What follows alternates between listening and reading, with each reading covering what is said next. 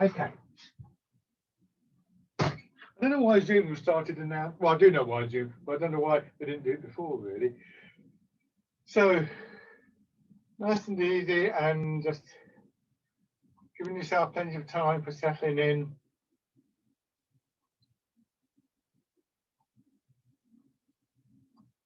Just focus your attention on your breathing, your posture, your movement, the rhythm of the movement, and feeling your weight settling. So you just have a sense of coming into a quieter space. And there's a certain element of this that's a bit like, going, if you live in a city, going to the local park and just sitting down for a while, or maybe going into a church or something like that. This sense of coming into to a place that isn't different to the world, but which is just a little bit off to one side. So it's quite nice to feel that space. Space might be the wrong term. I keep talking about space, but it's not empty in any sense. When your mind's not empty, your body's not empty. So maybe a kind of sense of slowing down might be another way of thinking of it. Anyway, thinking about your posture, weight forwards a little bit, the hips dropping back, so this feeling of sitting. Pelvis hanging just a little bit. This very simple but quite profound adjustment to the body, and this looser feeling in your hips, your shoulders, and a feeling of movement in your back, because as you turn and as your arms swing around, the big muscles of your back will be moved, as well as the front of the body, but thinking specifically of the back. So the backs can get quite stiff, and that little bit of movement can be quite good. And of course, part of the purpose of this exercise as a warm-up is to actually get the blood flowing through the muscles a little bit more. It's a classic kind of thing with any kind of activity warm-up. You try and get the heartbeat up, try and improve the circulation through muscles that you're going to be using, so they're more resilient, they're more efficient, less likely to get damaged, and so on and so forth.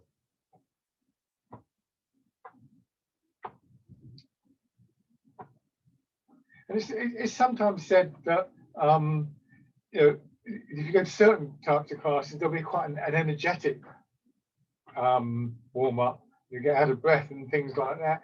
It isn't necessarily the case that we need that. We know from studies that have been done that Tai Chi does have, even when done slowly, does have a sort of aerobic quality to it. If I remember rightly, there was one study that was done, and there's a way of measuring aerobic capacity. It's called the VO2 measure, VO2 max, maximum amount of oxygen you can take in. And I think there were 3 levels. I think a full-blown aerobic workout would take you up to sort of level 3 or something. But they found that Tai Chi was somewhere between 1 and 2. So, for a slow exercise, it's not a bad thing. That's not to say we shouldn't do more aerobic stuff, but even when you're moving slowly, you are doing things to increase your oxygen capacity. And then just raising your arms a little.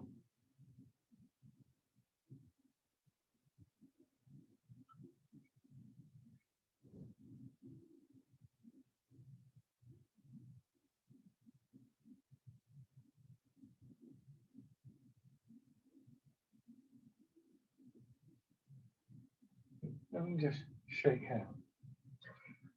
Remember, I've said before that breathing and posture are very interlinked with each other. So a lot of people in Tai Chi don't try and talk about the breathing very much, either breathing patterns or breathing method.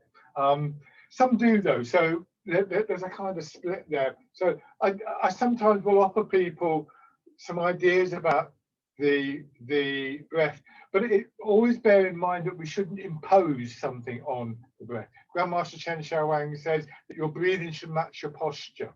So he concentrates on posture, because he says if he tells you to breathe in a particular way and it turns out your posture's not right, you've then got two problems. You've got poor posture and your breathing doesn't match your posture. However, it can be quite useful to think about things, and in general, we think about this lower part of the body, the belly, when we're breathing in, and an expansion. It's not a big expansion, and if you sit in the chair, you'll get a bigger result. But the idea would be that when you breathe in, you start the expansion here and then up into the solar plexus. So you create a vacuum for the lungs to be drawn down into. It's described as bellows breathing. You know, a bellows you pump up air with. You pull the bottom of the bellows out and it draws the air down, rather than forcing the air into our lungs. So the lungs are able to expand downwards a little bit, rather than being pushed up. Now, for that to happen, of course, these muscles around the belly need to be able to work properly. So you definitely don't want to pull the belly in or anything like that. You want a good muscle tone, but you don't want to pull the belly in. And although they're part of the support for the whole body, they shouldn't be taking a significant load, because if you're pulling the belly in to keep upright, then you can't use those muscles for breathing with, if that makes sense. So just thinking about the basic posture, and thinking almost like, if you try rocking your weight forwards and backwards in the way that we've done many times, then when we can find that midpoint, that balance point, we've got a framework within the body. We've got the skeleton within the body to offer the basic kind of support, and then the various sort of muscles and the soft tissues are kind of supporting and being supported by the skeleton. But it means that we can begin to just get a sense of something within the body that continues to support us when we lose some of that tightness in the muscles. There's something to sort of like bring your memory back to every now and then. There's this alignment of the body and the rooting down, of course. So just let your hips drop back, bring your hands around and pushing up. So the expansion in the body starts really with the push up from the ground. So it's like a wave rising up through the body. So you'll feel it in the belly as it rose up. Now the other thing too that is sometimes talked about in the breathing is breathing patterns, and they can be quite awkward. Everybody breathes at a different pace and so on and so forth. As a general principle, when we expand, we breathe in these exercises. There's a few different, but certainly with this initial set, you breathe in, the body expands, like the bellows expanding, drawing the air down into the lungs, and then you release going down. So we want that to become a very natural rhythm. But you might find, and quite often, people will say that they're more comfortable breathing the other way around. If that's true for you, listen to your body, not to me. It's not the end of the world if you use a different breathing pattern, but it's not good news to hold your breath. So if it suits you to work with the breathing, and what I often recommend to people is every now and then, say as you push uphill, we'll change to the wild goose now. So we change to the wild goose, and this sort of opening feeling. See how it feels if you deliberately take a breath in there. Don't do it every time, but every now and then, take a breath in, and the out breath will naturally follow, of course.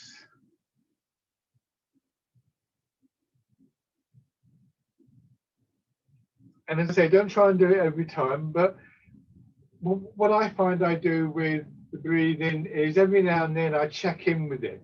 Have I got that feeling of breathing from the belly? Is it following the rhythm of the movement and so on and so forth?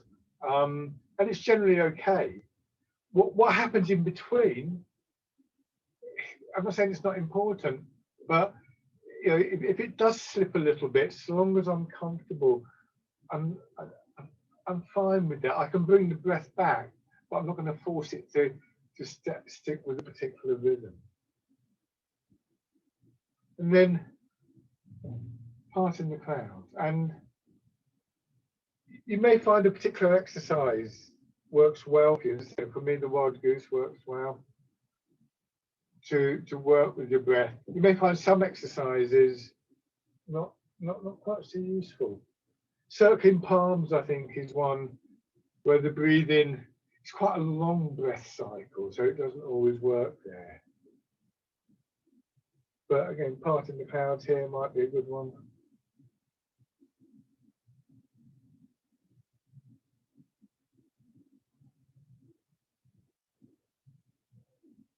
And then dragon plucks the stars from the sky.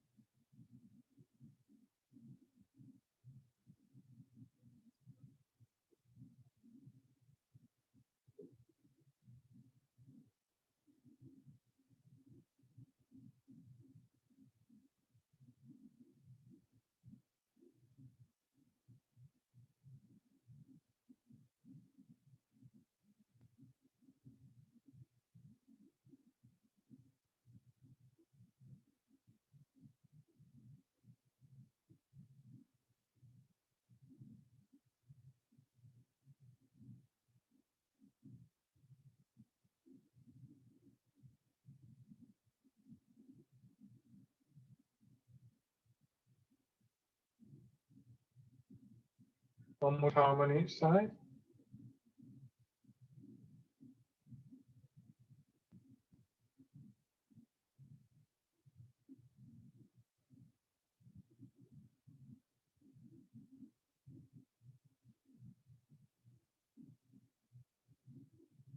And then changing.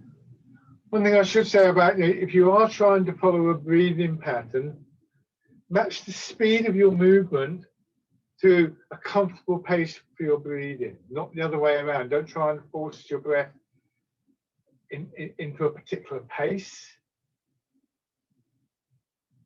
And then, you know, if you want to continue working with it, you might find that you have to move a bit faster to start off with.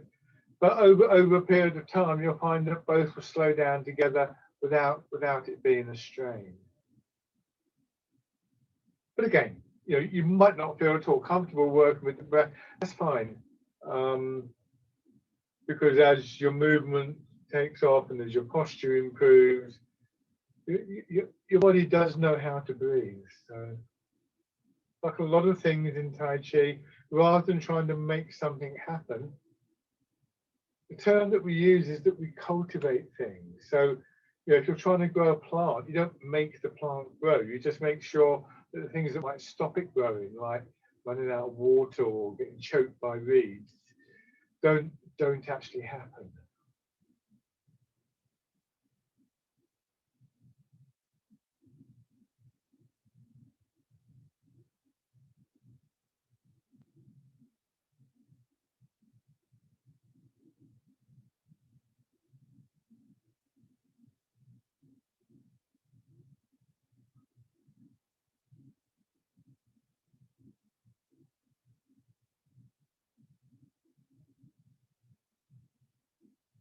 Again, then this time change into circling palms, slight feeling of pushing out.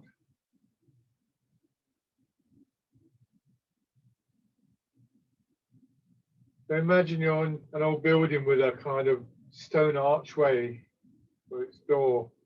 You're just sliding your hands around the inside of the arch.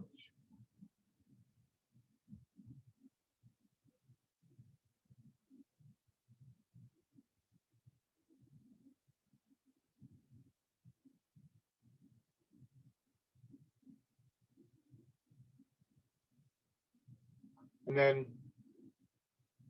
at the turn, if it's comfortable, of course.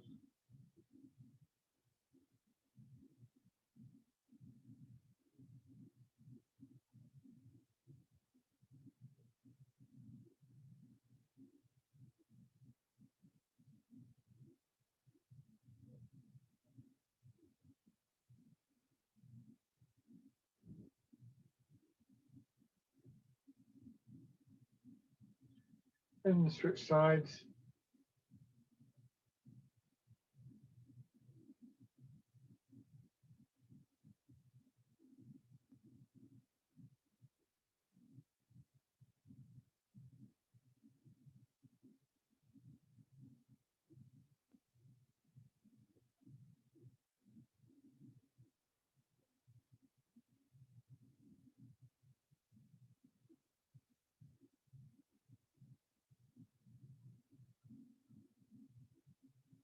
And then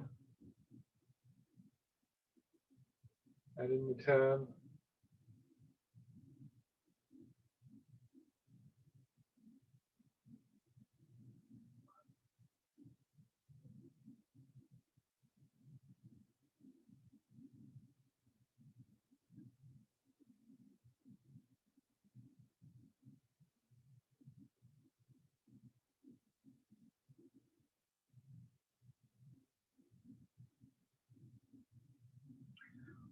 Okay, and then rowing the boat in the middle of the lake.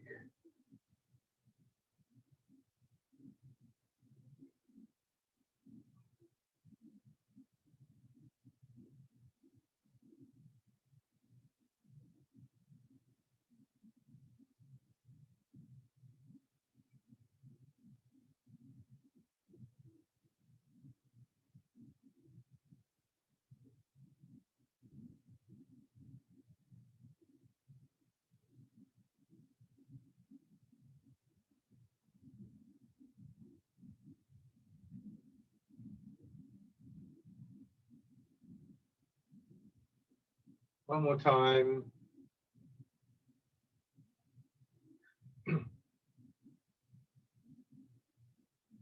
Good. And stand up. Check it.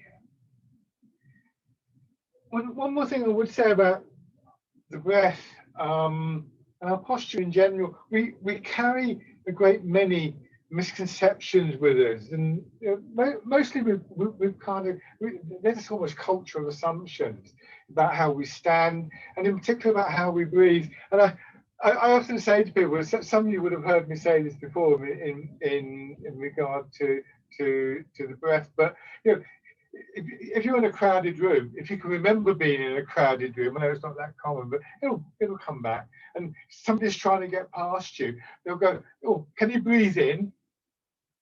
So why do we assume that when we breathe in and we take something into the body, which is air has volume, why do we assume that when we're filling up with air, we get smaller? It's non. It's because what we often do when we go to breathe in, we do this. We puff the chest out, but we pull the belly in. So it kind of like takes us. Now that's not a good position to breathe in from, because you're very tight and you're trying to force air into your lungs, and at the same time you're squeezing your body. It'd be like trying to blow into a balloon, and somebody had hold in the balloon and was squeezing it, if you see what I mean. So it's worth considering that, and this bellows breathing is an interesting way of looking at it. Just very quickly show you something.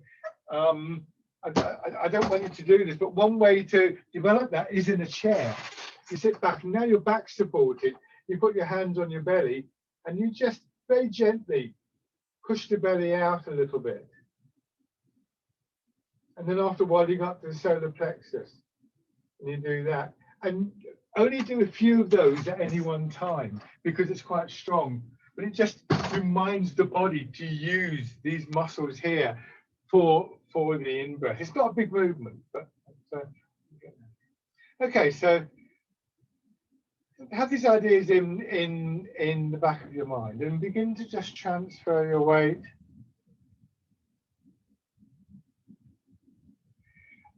Quite often I find that different people have different ideas about breathing patterns for particular movements. And sometimes if you want to change the feel of a movement, or you want to explore, you can change the breathing pattern. But with this one, for instance, I'm coming up to, this is a kind of expansion and then a contraction. And we're going to go into bear play.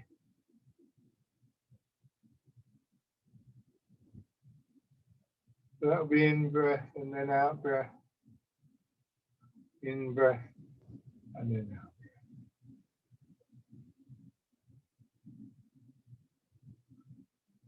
I suppose this, you could argue this is another quite good one for if you want to practice the breathing. There's quite a lot of movement and it's quite a sort of open exercise, isn't it? So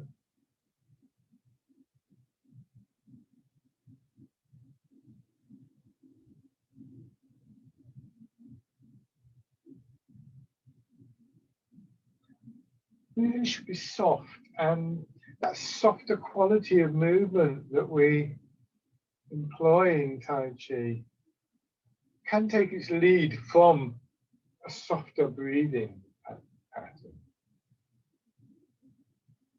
Not straining.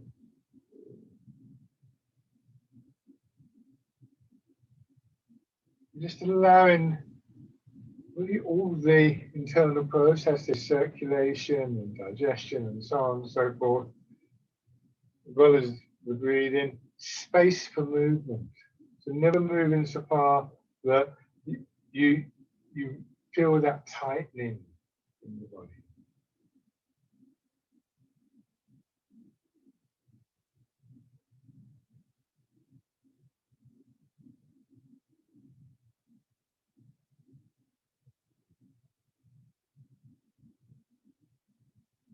Do one more on each side.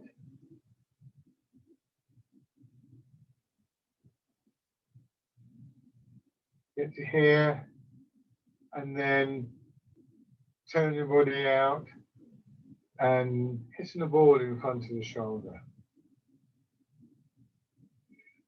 And allow the name to really program your body. It's not, I mean, it's a good exercise for that, this one, because I think most of us can have some kind of image of somebody hitting the ball, Wimbledon or whatever, or a memory of doing it themselves. So it's a fairly easy idea to encourage your body to follow.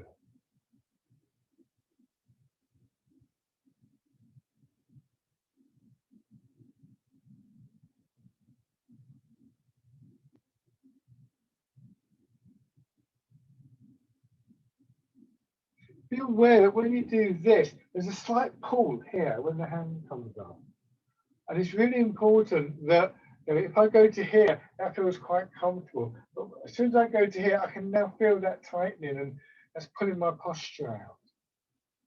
So you should always feel that you could have moved a bit further, even with the really sort of like stretchy movements like, well, the archer perhaps, or scooping the sea and looking at the sky, those kind of movements. You should still feel that there was a little bit of potential for going a little bit further.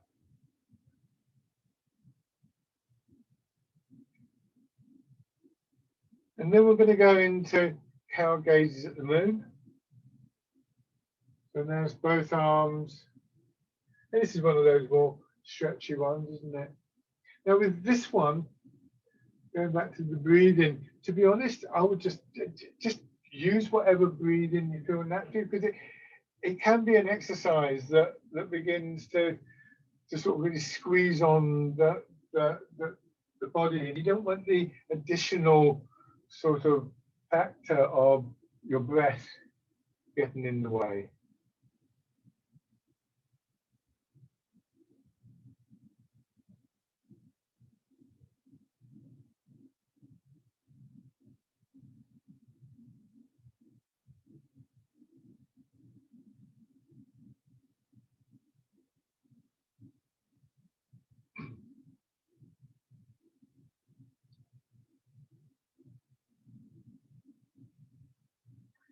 One more on each side.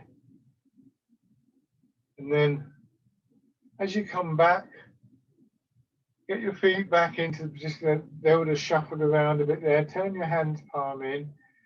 And your weight staying as much as possible in the middle of your leg. So 50% in each leg. So don't do this. And again, I can see some of you like right out there. Look where my hands are. Not a big movement at all. Because if you go right out there, you're stretching out. You're, here, because you're not stretching, you may feel, just bring your attention to the lower part of your back. And see if you can feel any movement there. So this area of the body, between the hips and up a little bit. And I find it surprisingly strong in that area when I'm not moving too far.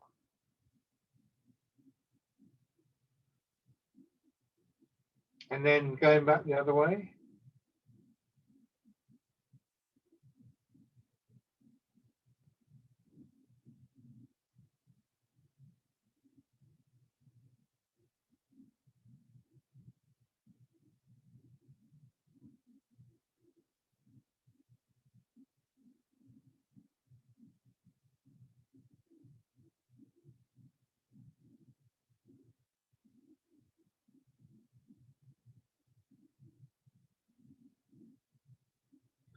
Good. And extremely well.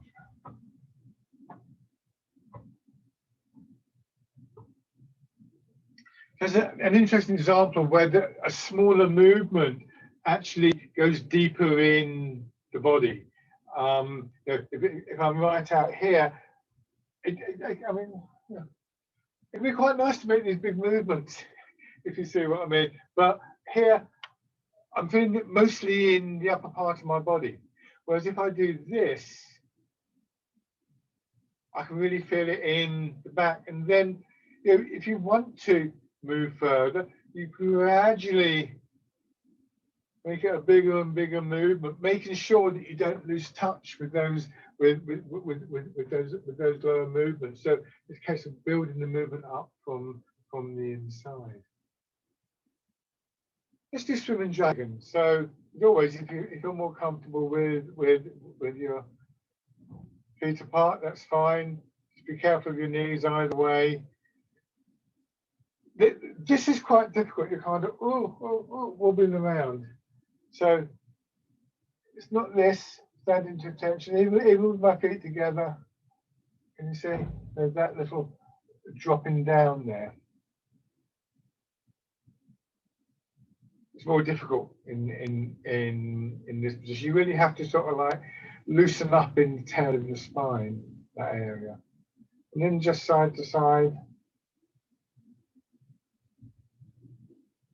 Think of these curves. If you look at my posture, there's a curve coming through the body, and then it goes to the other side.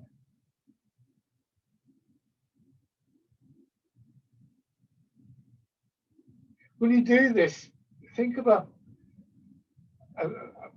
a plant just blowing in the wind gently. When the wind blows, it gives to the wind and it bends a little. But if it's a strong wind and it does this to it, it snaps. So, the feeling of the curve through the body is very shallow and even. Bring your hand into the movement.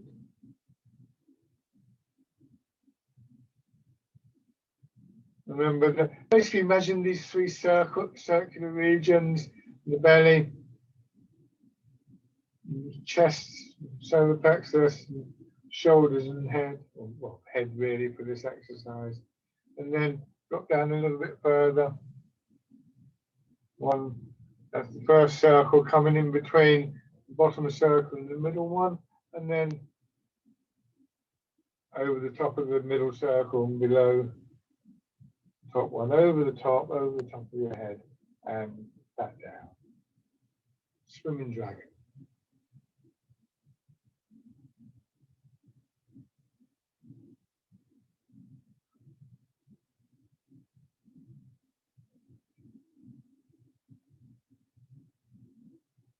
Nice and easy and gently.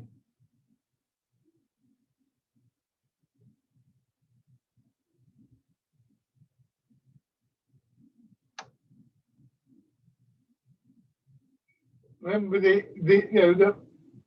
one of the aims is to encourage this feeling in the body of tightness, stiffness releasing.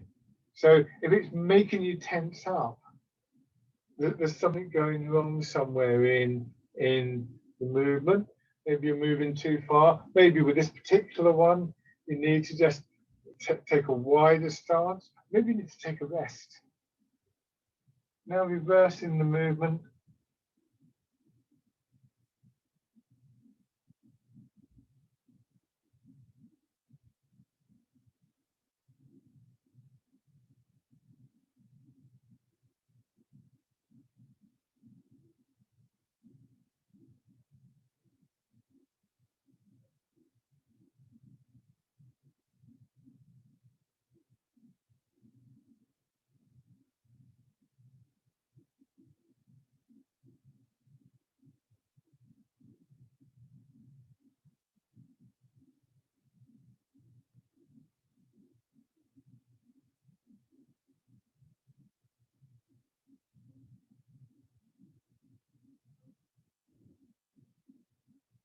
One more time, up and down.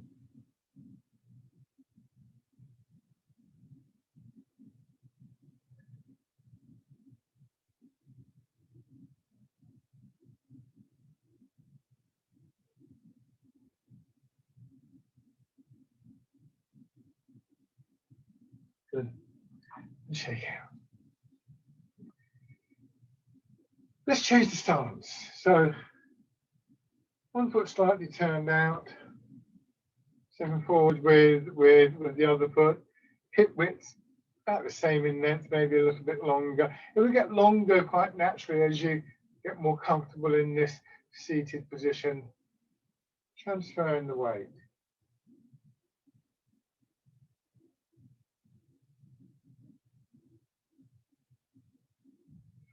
Try and keep this feeling of kind of looseness around your hips and your pelvis. Your pelvis is a really important part of the body for stability, mobility, and not so much in this exercise because presumably you're on quite a flat surface, but it'll happen a little bit with this. You know, if you walk along a road and there's a little bump or something like that, quite a lot of the sort of jarring is absorbed in the pelvis, and that helps keep you stable. It's a bit like the suspension system of a car, really. And it's constantly making little adjustments.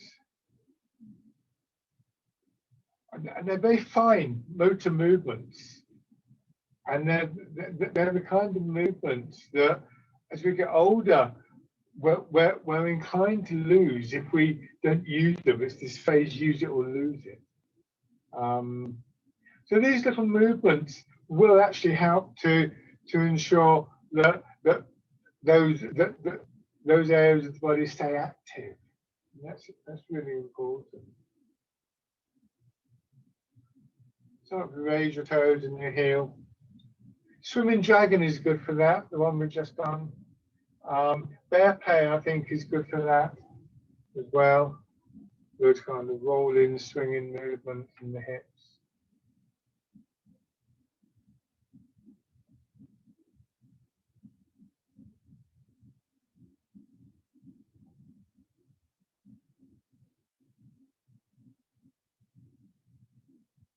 And then stepping in.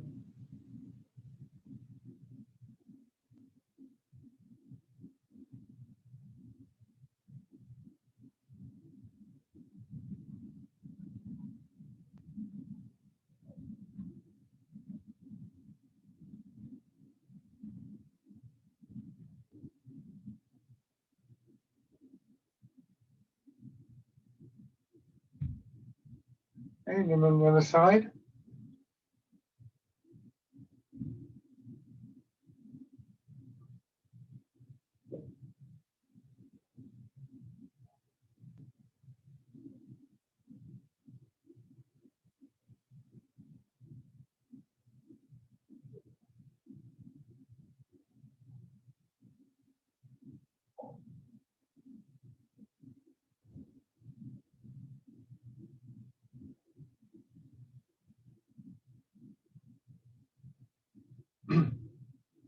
Raise your toes, inhale.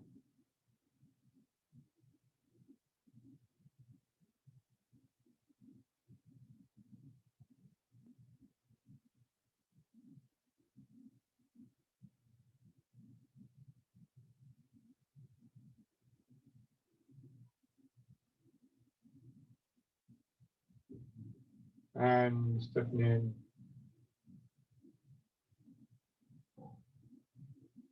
Notice the pathway that the foot takes. It's a quarter of a circle. And I mean, this is slightly exaggerated, but not by much. And the feeling is almost like if you could imagine walking in long grass and just pushing the grass to one side, or walking across a dark room, knowing that there's things on the floor, and you're just kind of feeling out with your foot and pushing them to one side.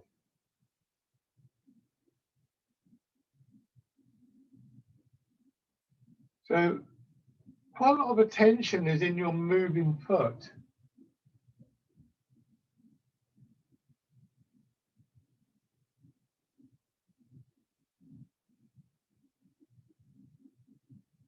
And then going back.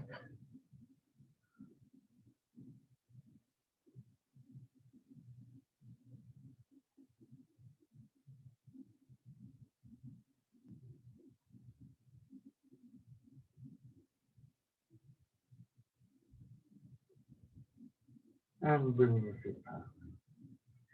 I think it's quite difficult to just be aware of your feet like that. We often don't take any notice from that. I sometimes wonder whether, because they're so far from the brain, it's kind of like takes longer for our attention to get there, or something like that. So that's a nice exercise to practice. Just this sense that or another way you could think of it is that you're in water and you're actively trying to push the foot through water. Another exercise that you can do that's similar to that would be to just you could hold on to something to do this, but you raise the foot a little bit. You try and keep your foot parallel to the ground, and you push it forwards and backwards like this. And it's like you've got. I'm trying to look for something. It's like you've got some kind of stick or a ball there, and it's like you're doing this. Oh, not that. Get it right in a minute. It's like you're doing this. No. But you're not using the actual stick. You're just trying to keep the foot a little bit above the ground. And here, when you do this, you'll find as you push the foot out a bit further, can you see how my pelvis is now tilting?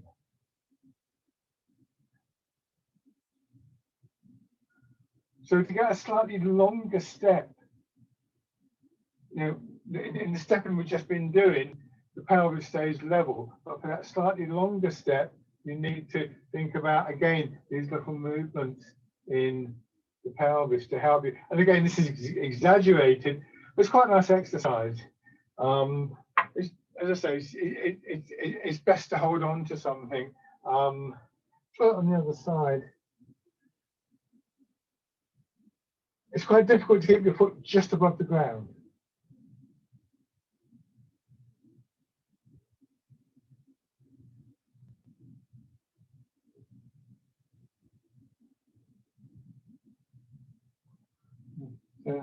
Just another little exercise you can do for hips, legs, feet. I think is quite nice. Now, have your right foot forwards. Sink back. Let's start with pigeon spreads its wings, because I think I've had a few people feed back to me over the years that they felt that the pigeon spreading its wings was something that had really helped them with their breathing. I remember one woman had all her life had asthma, and she said, without any prompting from me really, she just said, came up to me one day and said, she said, I find that one really helps in my breathing sort of thing. And I've had other people say it as well. So sink back. Remember, You go forwards, you're not straining in your arms, you're just like a balloon expanding behind your arms. And then back, and it's as you go forwards, bearing in mind everything I've been saying about the breathing should be comfortable and so on. Once again, every now and then, just see how it feels to take that breath in. I did this the other day, and later somebody asked, when do you breathe out? Breathe out when you finish breathing in, not forcing the breath, you're not holding the breath. And that's why I say do it every now and then.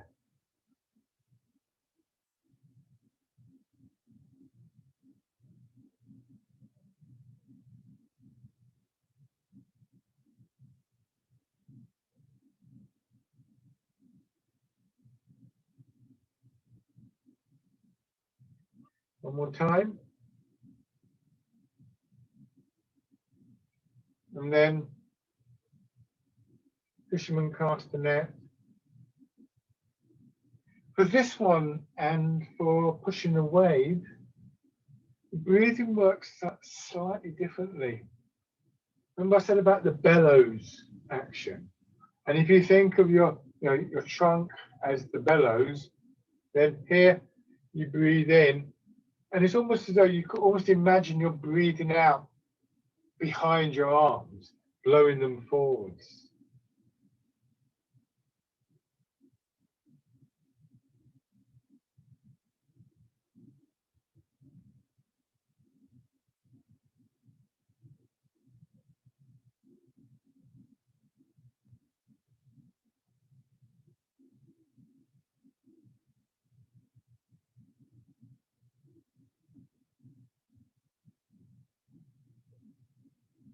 And then pushing a wave.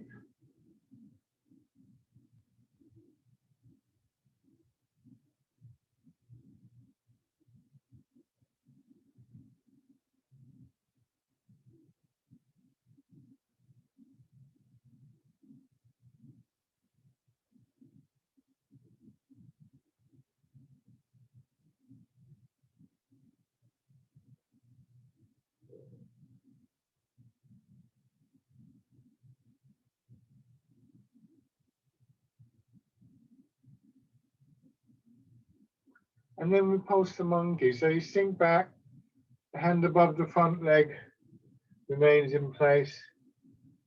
Bring the rear hand, the left hand to the shoulder. Push forwards. Notice when the hand comes up where my elbow goes. Don't stick your elbow out there, it drops right down. Just relax your shoulder and your elbow. And be patient. Wait until the hands are in position and then move your weight. And here, wait until the hands are in position and then transfer.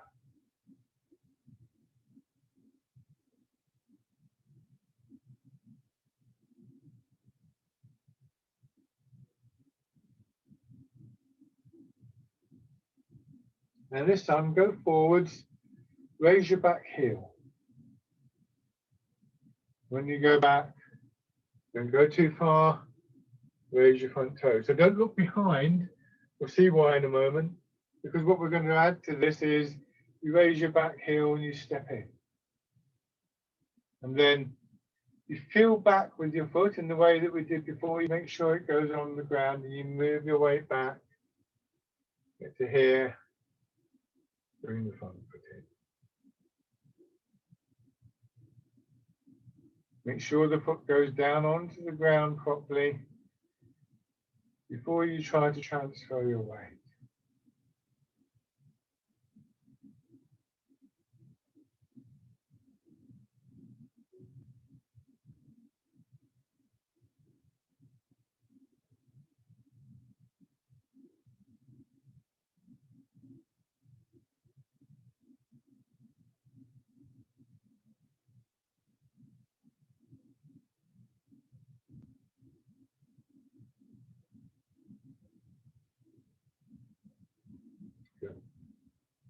shake it out. So sometimes when we're doing a movement like repulse the monkey, we can get into we're kind of rushing a bit.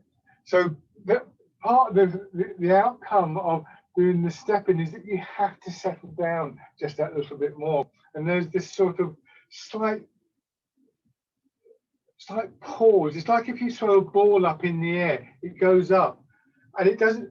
If it's curving up, it looks as though it just hangs in the air for a moment. It slows down at the top of the curve, or a plane looping the loop does the same thing. And in the same way, a movement like repulse the monkey, it has a section where it's very active, and then there's just that slowing down, and then you see quite a lot of movement. It's very easy to miss those little moments.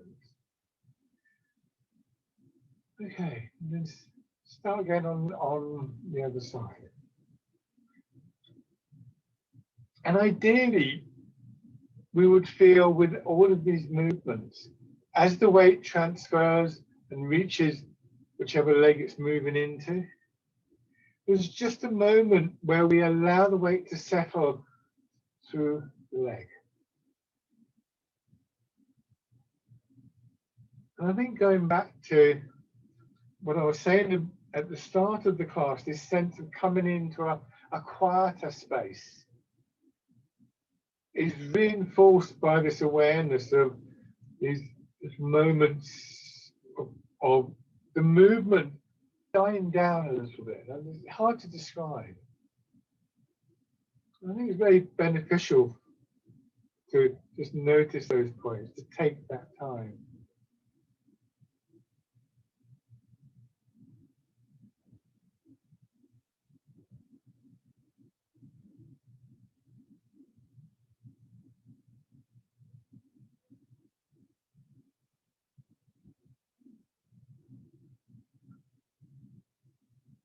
One more time.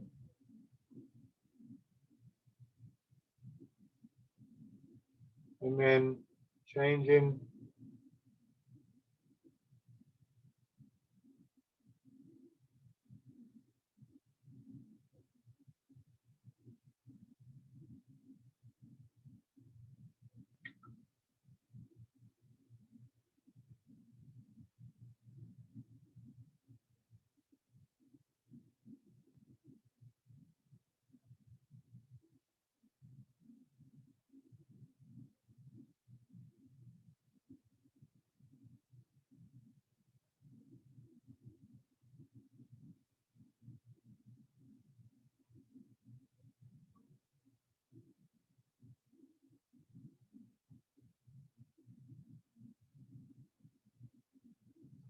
And then changing.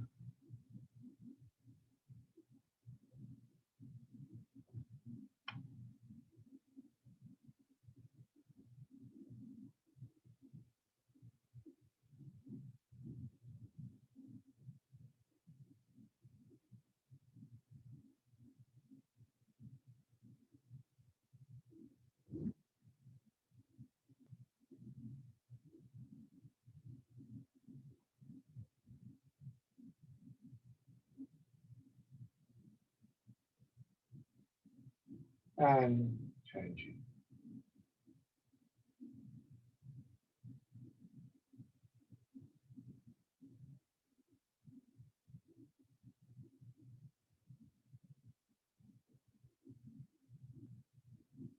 Another way you could think of this is that when you are doing this, the dominant factor in the exercise is the movement of your weight.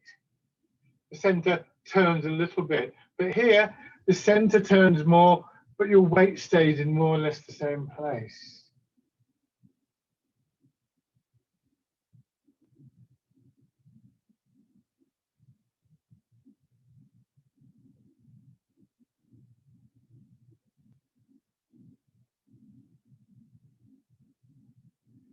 Raising your toes and your heel.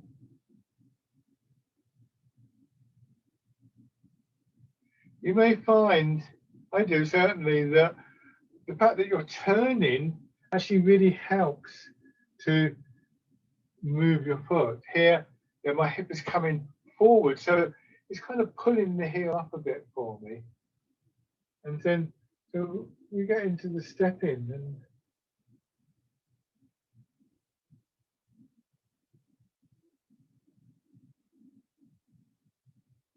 and rush.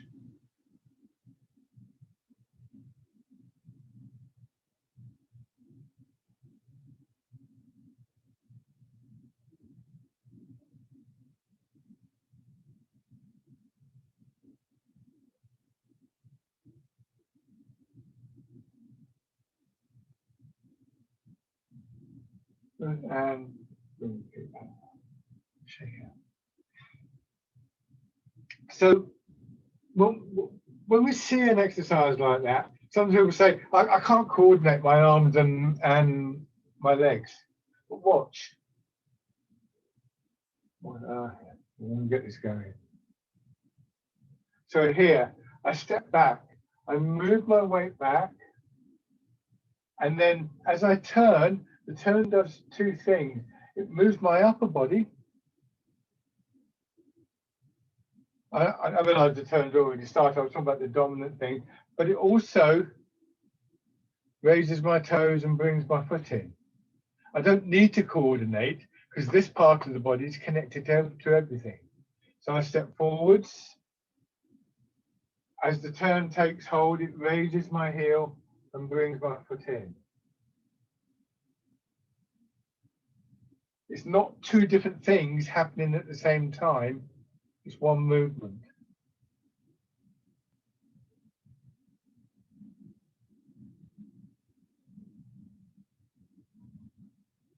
So you learn to focus into your center. It's still tricky though. So we sort of change the way we think about it in a way. So rubbing your hands together and then tapping over your face.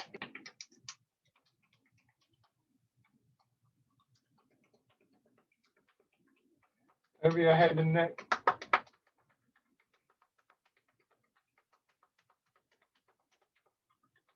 Down to one shoulder. And your arm.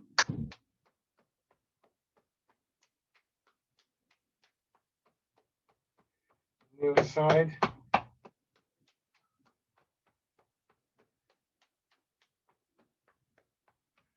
Your back. Around your hips. Your legs.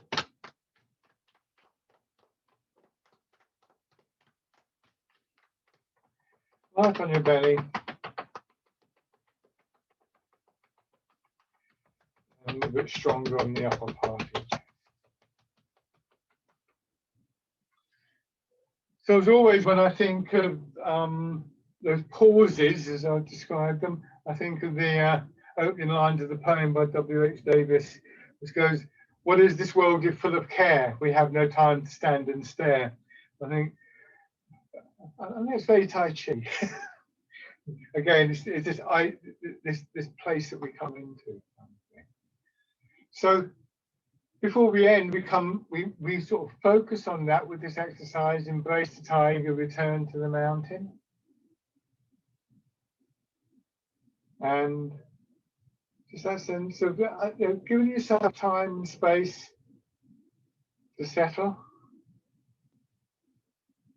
to stand and stare, or whatever.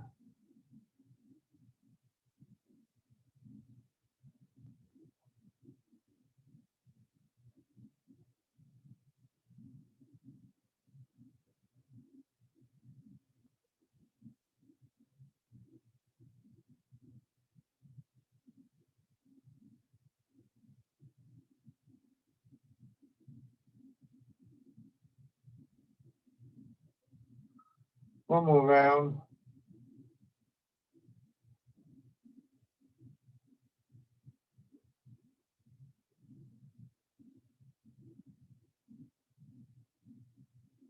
And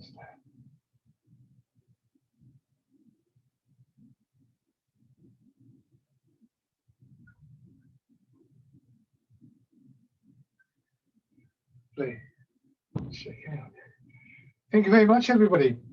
So you can go and stand and stare somewhere now, perhaps.